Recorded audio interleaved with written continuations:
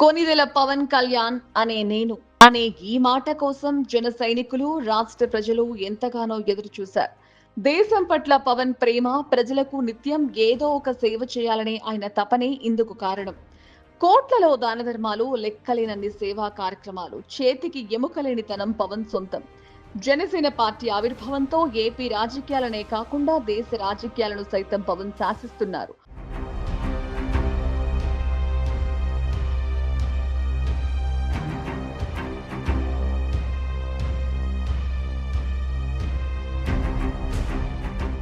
ఓ police constable కొడుకు deputy CM అయ్యారు. సరిగ్గా ఏడాది క్రితం ఇదే రోజున కొనిదెల పవన్ కళ్యాణ్ అనే నేను అంటూ మంత్రిగా పవన్ ప్రమాణ స్వీకారం చేశారు.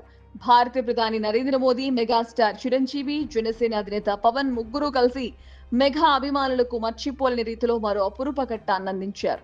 అయితే నేటితో పవన్ ఏపీ డిప్యూటీ సీఎం గా ప్రమాణ స్వీకారం చేసి ఏడాది పూర్తయిన సందర్భంగా జనసేన పార్టీ ఓ ఆసక్తికరమైన వీడియోను సోషల్ మీడియాలో విడుదల చేసింది. ఏపీలో కూటమి పాలన ఏర్పడిన ఈ ఏడాది కాలంలో జనసేన పార్టీ సాధించిన ప్రగతి, పవన్ రాజకీయ ప్రస్థానంలో కొన్ని కీలక ఘట్టాలను ఈ వీడియోలో పొందుపరిచారు.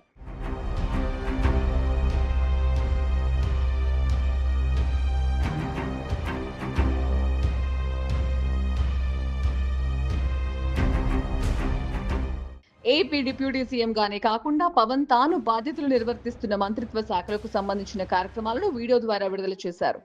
ప్రతి ఇంటికి మంచినీరు అందించే చర్యలు, 55 గిరిజన గ్రామాలకు 39 కిలోమీటర్లు రోడ్లు వేయడం, కుంకి ఏనుగులను తీసుకురావడం, ప్రైవేట్ ఎలక్ట్రీషియన్లకు సేఫ్టీ కిట్స్ అందించడం వంటివి ఈ వీడియోలో చూపించారు. ప్రస్తుతం ఈ వీడియో సోషల్ మీడియాలో తెగ వైరల్ అవుతోంది.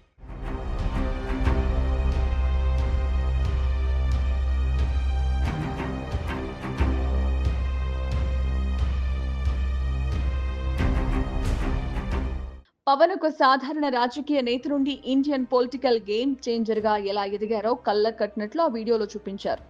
సహనం, పట్టుదల, వ్యూహాత్మక పొత్తుల ద్వారా పవన్ జనసేనను రాష్ట్ర రాజకీయాల్లో అగ్రస్థానానికి చేర్చినట్లు వివరించారు.